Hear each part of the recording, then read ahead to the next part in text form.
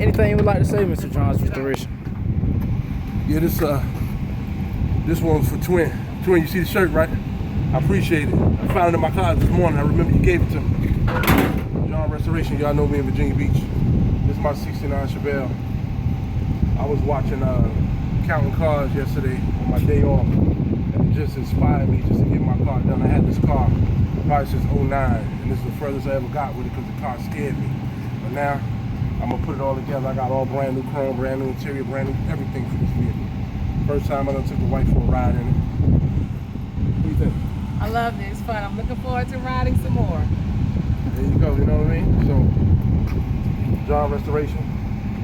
Once again, shout out to Twin and the old schools in New York. Shout out to Larry Warner, Brooklyn Attitude.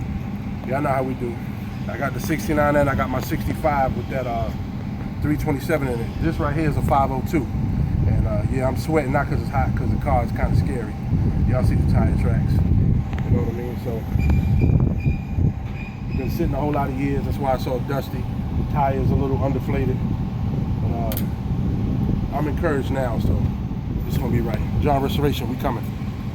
Already.